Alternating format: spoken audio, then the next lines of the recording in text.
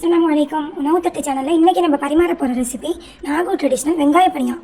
இது நாகூரில் ரொம்ப ஃபேமஸானது. வாங்க இது எப்படி செய்கிறதுன்னு பார்த்துடலாம். இதுக்கு தேவையான பொருட்கள்: மைதா, தலை தேங்காய் பால், நறுக்கின வெங்காயம் பெருசு 2, 4 முட்டை, 2 பச்சை மிளகாய், ஜீரகம், மிளகு க்ரஷ் பண்ணி போடுறதுக்கு, அப்புறம் உப்பும் சோடாப்பும், தண்ணி தேங்காய் பாலும் எடுத்து வச்சுக்கணும். தலை தேங்காய் பால் பத்தாக்கிட்டு இதையும் சேர்த்து நம்ம மிக்ஸ் பண்ணிக்கலாம். இப்போது ஒரு வாயகலமான பாத்திரத்தில் விஸ்கு வச்சுக்கிட்டு 100 கிராம் மைதாக்கு 1 முட்டை மேனி, நான் 400 கிராம் மைதாக்கு 4 முட்டை எடுத்திருக்கேன். இதோட தலை தேங்காய் பாலை மிக்ஸ் பண்ணி எல்லா இன்க்ரீடியண்ட்டையும் உள்ளக்க போட்டு நல்லா விஸ்கு பண்ணி விட்டுடலாம்.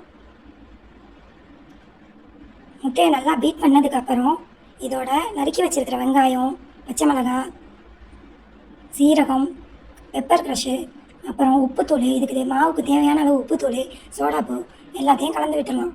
கலந்து நல்லா ஒரு விஸ்கு கொடுத்துட்டு தான் மைதாவை உள்ளக்க சளிச்சு விடணும். இது நாகூரில் ரொம்ப பாரம்பரியமாக செய்வாங்க.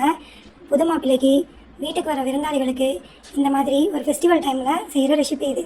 இதை எல்லோரும் ட்ரை பண்ணி பாருங்கள். இது ஒரு புது மாதிரியான ரெசிபி, ரொம்ப நல்லாயிருக்கும். பசங்கள்லாம் ரொம்ப விரும்பி சாப்பிடுவாங்க.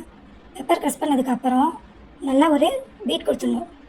எல்லாம் ஒன்று சேர நல்லா கலந்து விட்டதுக்கப்புறம் தான் நம்ம இது உள்ளக்க மைதாவை ஆட் பண்ணணும். அப்போ தான் ஒரு லம்ஸ் இல்லாமல் ஆகும். இது நல்லா இப்படி பீட் பண்ணதுக்கப்புறம் கொஞ்சம் கொஞ்சமாக நம்ம மைதாவை உள்ளே சேர்த்து தேவையான அளவு தண்ணி தேங்காய் பால் அதையும் போட்டு தேவையான அளவு விஸ்க் பண்ணி கொஞ்சம் கொஞ்சமாக நம்ம அந்த மைதாவை உள்ளே ஆட் பண்ணிடணும். அதுக்கு எந்த அளவுக்கு கன்சிஸ்டன்சி இருக்கணுங்கிறத நான் வீடியோவில் தெளிவாக காட்டியிருப்பேன். வீடியோவை ஸ்கிப் பண்ணாமல் பாருங்கள்.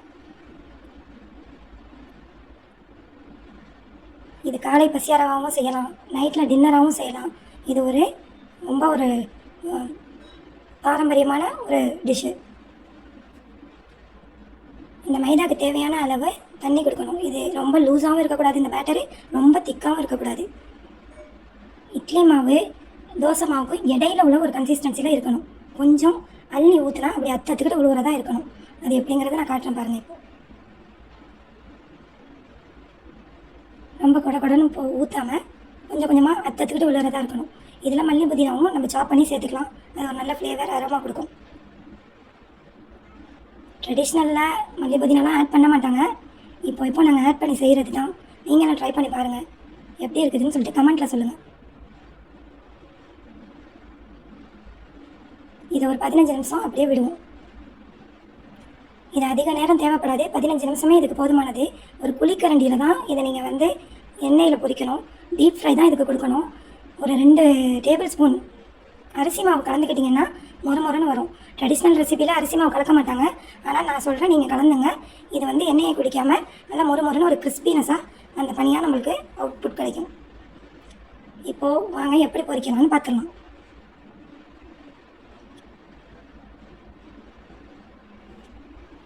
இந்த மாதிரி மாவு விழணும், டக்குன்னு ஒரே திரியாக ஊற்றக்கூடாது. இப்போது ஸ்டவ் ஆன் பண்ணி ஒரு கடாய் வச்சு அதில் நல்லா பனியாக மூழ்கி பொரியிற அளவுக்கு ஆயில் சேர்த்துக்கலாம். ஆயில் நல்லா சூடு ஆகுனதுக்கப்புறம் தான் நம்ம மாவை உள்ளக்க ஊற்றணும்.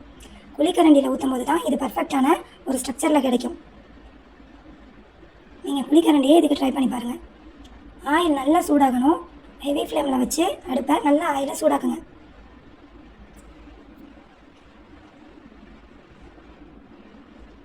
ஆயில் இப்போ சூடாகிடுச்சு.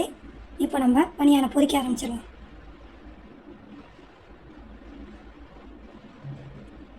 பேட்டரை உள்ளக்க ஊற்றுனதுக்கப்புறம் ஒரு ஸ்பூன் வச்சு நம்ம அந்த ஆயிலை எடுத்து அந்த பனியான் மேலேயே ஊற்றணும். எப்படி நம்ம பூரி பொரிப்போமோ அதை மாதிரி தான். பனியாக ஆயிலேருந்து சூடானதுக்கப்புறம் மேலே கிளம்பி வரும் தன்னால். நல்ல ஒரு கோல்டன் ப்ரௌன் ஆனதுக்கப்புறம் அதை திருப்பி விடணும். இந்த மாதிரி எல்லாம் ஒரு பொன்னிறமாக வந்ததுக்கப்புறம் எடுத்திங்கன்னா நல்லா பந்தாக ஒரு கிறிஸ்பியாக சாஃப்டான ஒரு அழகான ஒரு ஸ்ட்ரக்சரில் நம்மளுக்கு வெங்காய பனியாக ரெடி ஆகிடும்.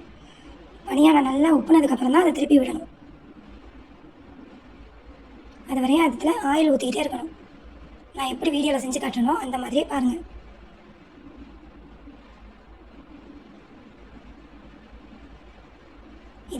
இது பொன்னிறமாக செவந்ததுக்கப்புறம் இதை வெளியே எடுத்துடலாம். இதே மாதிரி நம்ம ஒன்றே சுட்டு எடுத்துடலாம். எந்த டைம் நீங்கள் சர்வ் பண்ண போகிறீங்களோ அதுக்கு ஒரு 1/4 மணி நேரத்துக்கு முன்னாடி நீங்கள் சுட ஆரம்பிச்சிங்கன்னா போதுமானது. இது சூடாக சர்வ் பண்ணும்போது ரொம்ப டேஸ்டியாகவும் கிறிஸ்பியாகவும் செம்ம டேஸ்ட்டாக இருக்கும். குட்டீஸ்லேருந்து பெரியவங்க வரையும் விரும்பி சாப்பிடுவாங்க. ரொம்ப தீஞ்சும் போயிடாமல் ரொம்ப வெள்ளையாகவும் இருக்காமல் ஒரு பொன்னிறமான கலரில் எடுத்து பரிமாறிக்கோங்க. நாகூர் ஸ்பெஷல் வெங்காய பனியாரம் ரெடி. வெளியே கிறிஸ்பியாக உள்ளக்க ஜூஸியாக இருக்கும். இதை கோழியானோ இறைச்சியானோ தக்காளி சட்னியோ எல்லாத்தோடையும் தொட்டுக்கலாம். லைக் பண்ணுங்கள், ஷேர் பண்ணுங்கள், சப்ஸ்கிரைப் பண்ணுங்கள். நெக்ஸ்ட் வீடியோவில் சந்திக்கலாம். அஸ்ஸலாமு அலைக்கும்.